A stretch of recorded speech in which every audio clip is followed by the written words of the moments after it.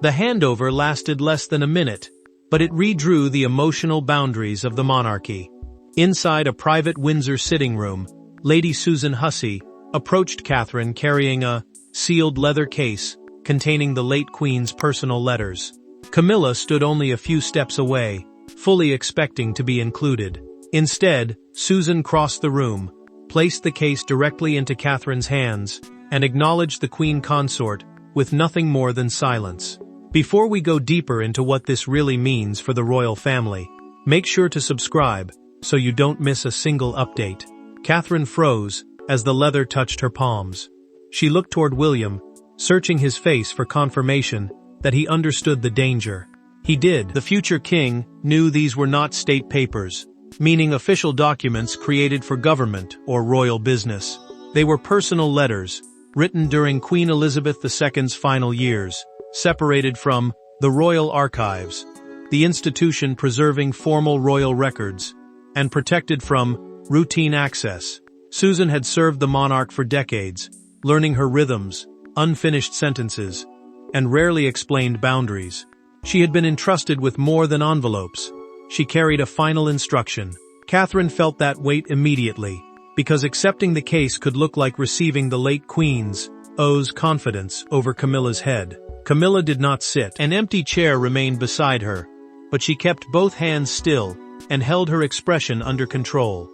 She had entered believing the collection would pass to her as Charles's wife and the senior royal woman of the reign. Now she watched another woman receive what she had expected to protect, or at least acknowledge. Susan stepped closer and lowered her voice. Her Majesty was very clear. The words struck harder than any announcement. This was not affection delivered on impulse. It was the fulfillment of a command left by the late monarch, and no one could challenge it without appearing to challenge her final will. Catherine opened the case a fraction. Several envelopes rested inside, each dated during the Queen's final summer at Balmoral, the Scottish royal estate where the family traditionally retreats. One bore Catherine's name, in handwriting she recognized at once. William moved nearer, yet he did not touch it. Camilla saw the name too, and the hurt in her face deepened. Then the Queen Consort spoke. She asked whether Charles had been informed. Susan paused. That silence suggested the king might be discovering his mother's private decision at the same moment as everyone else. But before Charles could decide what the letters meant for the crown, the three women inside that room had to confront what the late Queen's choice revealed about each of them. To the outside world, the exchange concerned a collection of old letters. Inside the royal family, it touched a far deeper wound. Susan had served the late Queen through decades of triumph and crisis. Catherine had earned her trust slowly, without demanding it. Camilla had spent years fighting for acceptance. Now one silent handover threatened to measure all three women against a judgment made by someone who was no longer alive to explain herself. Lady Susan Hussey had never been merely a palace employee. For decades, she had stood beside Queen Elizabeth II as a trusted companion, carrying knowledge of private routines, family worries, unfinished conversations, and instructions that never entered the royal archives, the official collection where important monarchy records are preserved. She understood when the monarch wanted silence, when she expected obedience, and when a simple sentence carried the force of a final command. Catherine's path had been different. She entered royal life beneath relentless scrutiny, yet slowly built trust through patience, restraint, and a refusal to demand influence. Camilla entered with older wounds attached to her name, fighting through years of public mistrust to earn her place beside Charles. That was why the handover cut so deeply. Catherine sat alone with William afterward, holding the unopened envelope against her lap. She admitted that accepting it felt like stepping into a space that still belonged emotionally to the late Queen. The prince studied the case and noticed something she had missed. One envelope was marked for her alone, while another could be opened only in his presence. These were not simply memories. They carried responsibilities meant to bind the future king and queen together. Camilla returned to her private rooms and removed her gloves with sharp, controlled movements. She told a senior aide in a recorded palace account that the letters themselves were not the true insult. What wounded her was being made invisible, while another woman received them. Susan, meanwhile, remembered a private conversation from the late monarch's final year. The Queen had asked whether Catherine could carry confidence without turning it into power. Susan had answered yes. That question revealed that the monarch had been studying her character long before the Dockyns reached Windsor. Charles visited Camilla after learning what had happened. She asked whether his mother had ever intended to leave her anything similar. He hesitated. That pause struck harder than a refusal, because it suggested he already feared the answer. Susan's decision now appeared personal, but buried inside the case was an instruction tied to one precise royal ceremony. It would reveal when the late Queen's trust became a judgment she never reversed. That judgment had not begun in the Windsor sitting room. It began months earlier, during a royal ceremony, when one private exchange changed the late Queen's plans forever. Every royal rupture has a moment that seems insignificant until history returns to it. For the late Queen, that moment came after a private order of the Garter service at Windsor. The ceremony had ended, the guests had departed, and only a handful of family members remained. What followed was not a public argument or dramatic declaration. It was a brief conversation between Camilla and Catherine that Queen Elizabeth overheard and never forgot. Questions had already begun circling during the monarch's final year about who would preserve her private correspondence, family customs, and unwritten guidance after her death. The Order of the Garter is Britain's oldest senior order of chivalry, marked by a formal royal service, yet what happened afterward carried more weight than the ceremony itself. Lady Susan Hussey had been asked to separate constitutional papers, documents connected to the sovereign, official duties, from personal letters that belonged only to the woman behind the crown. The Queen had warned her that affection, duty, and succession must never be confused, because whoever received those letters would carry emotional influence without holding formal power. Camilla spoke first after the family moved toward the library. She told Catherine that once Charles became king, intimate material connected to the previous reign should pass through the new sovereign and his wife. The Queen Consort believed she was defending order, protecting him from rival sources of influence, and preventing private memories from becoming a second court around the future king and queen. Catherine answered calmly that personal wishes should remain personal, even after a reign ended. She believed the late monarch's voice could not simply be absorbed into the machinery of the next household. Queen Elizabeth stood behind the partially closed library door and heard every word. She entered without accusation, looked first at Camilla and then at Catherine, and asked Susan to remain after the others had left. The silence that followed unsettled both women, but neither understood that the Queen had just reached a decision. Later that evening, she told her companion that Camilla understood the institution, but did not always recognize where the institution must stop. Susan heard disappointment rather than anger, and that difference made the judgment feel final. The monarch changed her written instructions that night. The letters had originally been intended for review by the sovereign's private secretary, the senior official who manages the monarch's confidential work, but she now ordered that the personal bundle be delivered unopened to Catherine. Then came the condition that transformed the future handover into something sharper. Camilla had to be present when it happened. Susan recorded the command in a private account, making clear that the exclusion at Windsor was not spontaneous cruelty. It was a deliberate distinction, designed by the Queen herself. When Camilla later learned that her presence had been specifically required, the hurt hardened. She understood that she had not been overlooked. She had been shown a boundary, and now she wanted Susan to explain it directly. Once Camilla understood that the silence had been arranged rather than accidental, wounded pride gave way to confrontation, and Susan could no longer remain merely the messenger. Camilla did not raise her voice when Susan entered the private drawing room, but the restraint made the encounter more dangerous. No secretaries were present. No equerries stood near the door. Catherine had been asked to attend, though she still did not know why. On the table between them rested the sealed case. Camilla looked directly at Susan and asked the question that had consumed her since Windsor. Why was I brought there to be ignored? Charles had permitted the meeting because he feared the dispute would spread beyond 3 women and become a battle between royal households, advisors, and rival interpretations of his mother's final wishes. Equerries are royal officers who assist senior family members with official duties, but none had been allowed inside. The king wanted no witnesses, no competing accounts, and no carefully softened palace language. Catherine had arrived reluctantly. She knew her presence might deepen the Queen Consort's humiliation. Yet discussing the letters without their recipient would only create more suspicion. Camilla pushed a chair away from the table and remained standing. She asked Susan whether Queen Elizabeth had intended to embarrass her. The former companion met her stare and answered that the monarch had wanted to make a distinction, not create a spectacle.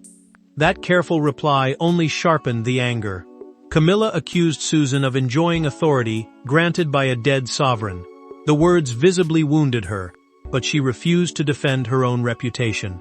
She simply said that the instructions had been followed exactly. Catherine stepped forward and insisted that she had never requested the letters, or even known they existed. The Queen Consort answered that innocence did not erase the power of receiving something. Another woman had been deliberately denied.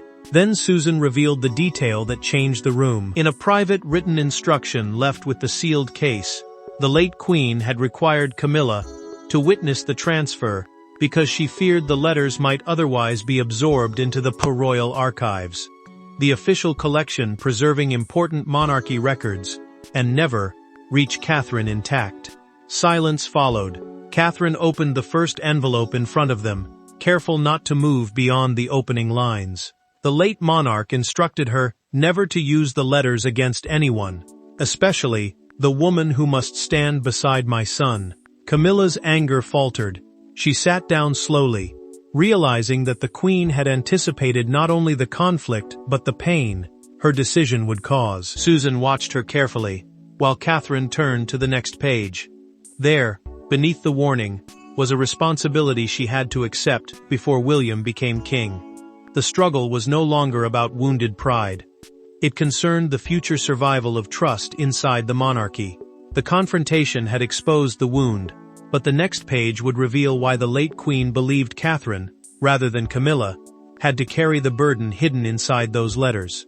The late Queen had not given Catherine a title, decree, or constitutional command. She had given her something more difficult to challenge. A personal obligation. Written across several letters was a private blueprint for preserving family unity during the transition from Charles to William. It carried no legal force, yet every sentence bore the authority of a monarch who understood that emotional trust could shape the crown long after formal power had passed elsewhere. The correspondence could not overrule the king, weaken Camilla's position, or replace established royal authority. Its influence came from something quieter, the family's reluctance to disregard Queen Elizabeth's final judgment. Catherine stood between two reigns. She supported Charles in the present, while preparing to stand beside William in the future, and that position allowed her to preserve continuity without openly competing for control. Charles read a copied passage alone in his study. He removed his glasses, placed them beside the page, and said nothing when his private secretary asked whether the instructions should be formally acknowledged. A private secretary is the senior official who manages a monarch's confidential duties and communication. But even that office could not explain the personal pain now facing him. The king understood his mother's reasoning. Still, he felt excluded from a decision made during her final months. She had entrusted Catherine with fears about the family that she had never discussed openly. With her own son, Catherine felt no triumph. She worried that accepting the responsibility would look like disloyalty toward the Queen Consort, especially after the humiliation at Windsor. William listened, then told her that refusing the duty would dishonor the very trust that made it uncomfortable. The prince knew the letters connected their future roles, but he also understood that power, displayed too early, could destroy the unity they were being asked to protect. One passage warned Catherine never to let private family customs become instruments of rank, revenge, or exclusion. The next transition, the monarch wrote, must not divide royal women into winners and losers. Susan later explained, through a documented private account, that the Queen had trusted Catherine because she could influence events without publicly displaying control. The choice rested on character, not merely on her future title. Charles finally lifted his pen. He signed a brief instruction, recognizing the letters as Catherine's personal property, and forbidding palace staff from copying, cataloging, or removing them without her permission. The decision protected his mother's wishes, but it carried a brutal cost. Camilla's household now felt diminished. Susan became the target of quiet resentment, and Catherine was trapped inside a role she had never requested. Charles's signature protected the letters from interference, but it also made the late Queen's preference impossible to dismiss, and the first fractures soon appeared throughout the day. Palace. By the following morning, the handover was no longer confined to 3 women and a sealed case. Staff calendars changed. Meetings were postponed. Whispered loyalties hardened behind closed doors. Camilla's household viewed Susan's actions as an unforgivable humiliation, while Catherine's, says advisors, feared any visible celebration would turn private trust into open rivalry. Charles had protected the letters, but he had not protected the family from what their existence now represented. The palace divided through small choices rather than open declarations. Invitations were reconsidered, briefing notes were rewritten, and staff members became cautious about which household received sensitive family information. A royal household is the team of aides and officials supporting a senior family member, and now those separate teams were behaving like rival camps. Lady Susan Hussey discovered the change when she arrived for a memorial planning meeting, and found a young aide standing across a doorway she had entered for years. He told her that her name was no longer on the list. Susan looked at him, folded the meeting paper once, and left without protest. No formal order from the king had removed her. Yet Camilla's senior staff had quietly restricted her access. Catherine learned what happened within the hour. Guilt struck immediately. She told William she could return the letters and end the dispute before more damage was done. The prince refused to let fear decide the matter. He warned that surrendering them under pressure would turn the late Queen's trust into something that could be negotiated, challenged, and taken away whenever another household felt threatened. Camilla dismissed her staff that evening and sat alone with Charles. She admitted that the handover had reopened every fear she had carried for years, that she would always be tolerated rather than fully accepted. The king reached for her hand, but he could not promise that his mother had viewed her differently. His silence left her feeling even more exposed. Then, a private inventory delivered the final blow. It confirmed that no second collection had been reserved for her. There was no delayed gesture, no separate bundle, and no hidden reassurance waiting elsewhere. Catherine opened another letter and found compassion mixed with warning. The late monarch understood Camilla's pain, but she wrote that insecurity surrounded by authority could slowly become control. That sentence changed Catherine's hesitation into action. She asked that Susan be restored to the memorial meeting. The Queen Consort refused. Receiving the letters, she said, did not give Catherine command over her household. Institutional channels had failed. Charles could not soothe the wound. William could not remove the suspicion, and Susan had become its silent target. Catherine therefore made a harder decision. She would meet Camilla alone, without husbands, advisors, messengers, or rank standing between them. The palace had turned their pain into procedure, so Catherine chose the only path left. A private conversation where neither woman could hide behind the crown. Catherine entered the small Clarence House sitting room, carrying no case, no papers, and no prepared statement. Camilla had dismissed every member of staff and closed the door herself. For the first time since the letters appeared, there was no messenger to blame and no sovereign to interpret. There were only 2 women, shaped by the same institution, in very different ways, facing a truth neither could escape. The late Queen had trusted one and wounded the other. Catherine had requested the meeting because every official explanation had failed. Each defense of Queen Elizabeth's decision sounded to Camilla like another carefully worded reason she deserved to be excluded. The Queen Consort had agreed only after Charles made clear that the letters would remain with their chosen recipient. This conversation was not about reversing the handover. It was about whether their relationship could survive it.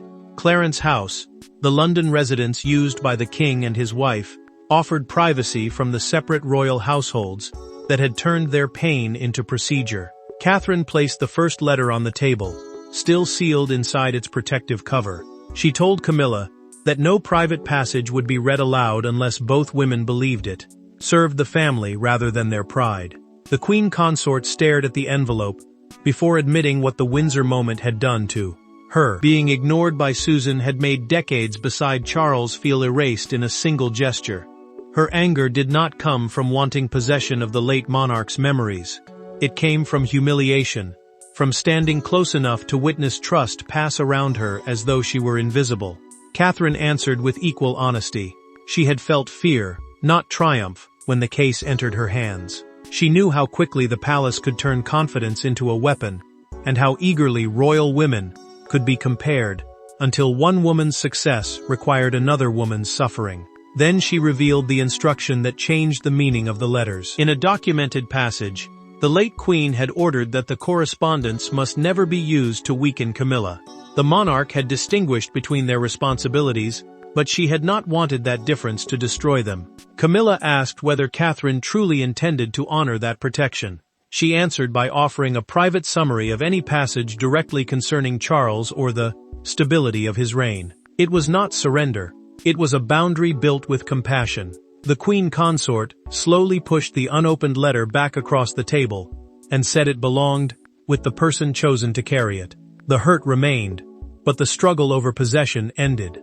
Their understanding, however, had formed too late to remain private. News of the Windsor handover had reached the press, and the nation was preparing to decide who had been chosen, who had been rejected, and what the silence truly meant. Inside the room, the rivalry had finally begun to soften, but outside the palace gates, one leaked detail was about to turn a private reconciliation into a national spectacle. At sunrise, a single headline transformed the private handover into a public test of royal legitimacy. The front page showed Catherine leaving Windsor with a dark leather case beneath her arm, while Camilla appeared several steps behind her.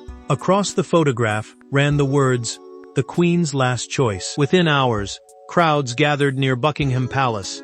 Broadcasters interrupted scheduled programming, and every expression in that frozen image became evidence in a national argument. The leak reduced a painful family decision to a contest between two women. Commentators treated the letters as an unofficial endorsement of the monarchy's future over its present, as though Catherine's trust could only rise by pushing Camilla aside. Inside the palace, communications officers, the staff responsible for managing official messages and press responses, faced conflicting demands. The Queen Consort's advisors wanted a firm denial that she had been deliberately excluded. Catherine's team refused to contradict instructions clearly left by the late monarch. Outside Buckingham Palace, umbrellas crowded against the railings as people held copies of the newspaper above their heads. One woman placed white roses beside the gate with a handwritten card reading, "Trust was her final inheritance." That small gesture captured the public mood more powerfully than any formal statement. A leading morning presenter described the handover as a private succession of confidence. The phrase spread across broadcasts and online discussion, turning Catherine into the monarchy's emotional center before she had said a single public word. Camilla watched the coverage alone. When one panelist called her the woman passed over, she switched off the television and remained seated in the silence. Her private wound had become entertainment, and the years she had spent beside Charles were being measured against a single moment of exclusion. Catherine reacted with distress rather than satisfaction.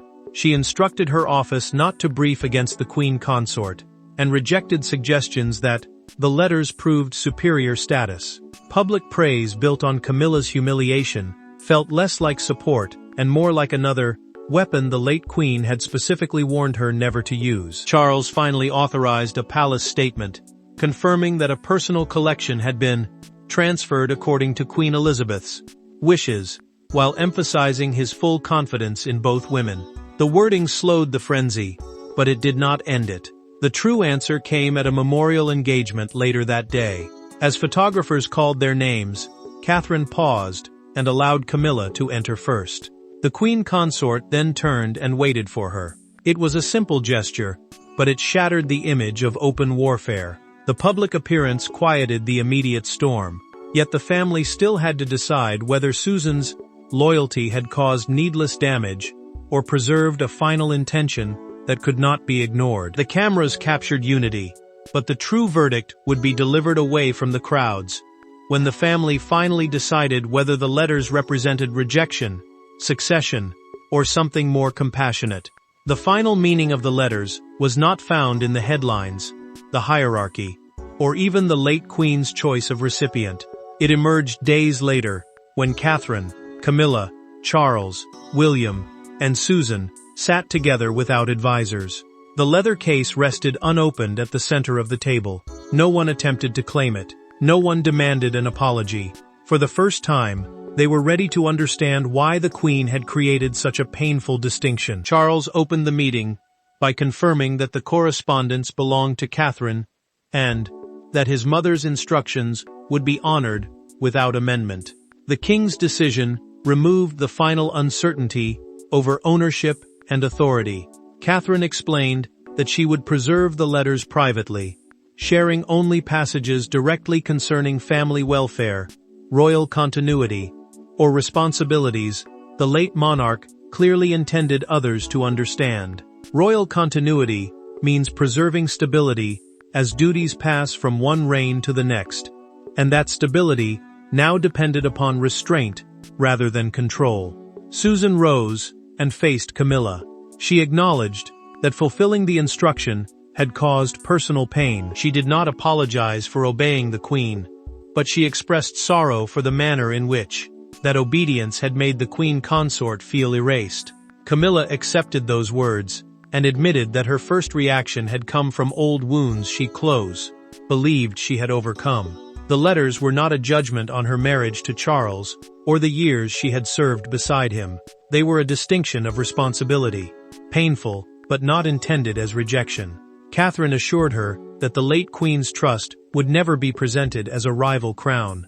She would not use private confidence to weaken the woman standing beside the king. William then opened the final permitted passage. The prince read the monarch's warning that the institution would fail whenever personal insecurity turned service into competition. Rank could be inherited, she wrote, but trust had to be carried without becoming a weapon. Catherine closed the leather case and placed its key inside a small wooden box. Camilla rested her hand briefly over hers before withdrawing it, silently accepting both the decision and the boundary it created. Charles then restored Susan's access to the memorial planning meeting and ordered that no royal household punish her for fulfilling his mother's wishes. The quiet campaign against her ended. The letters had not crowned Catherine, dethroned Camilla, or created a hidden line of authority. The Queen Consort held the dignity of the present reign, while the future queen carried a private duty toward what came next. By accepting those separate truths, both women prevented the monarchy from becoming a contest of personal validation. The handover mattered because inheritance was not always measured in jewels, titles, or precedence. Sometimes the heaviest inheritance was trust, and its value depended entirely upon refusing to use it as a weapon. And when the case was finally carried from the room, it no longer represented the woman who had been ignored or the woman who had been chosen. It represented a family that had learned, painfully but completely, how to honor the queen they had lost. Thanks for watching. Please don't forget to like and subscribe, and we will see you in next one.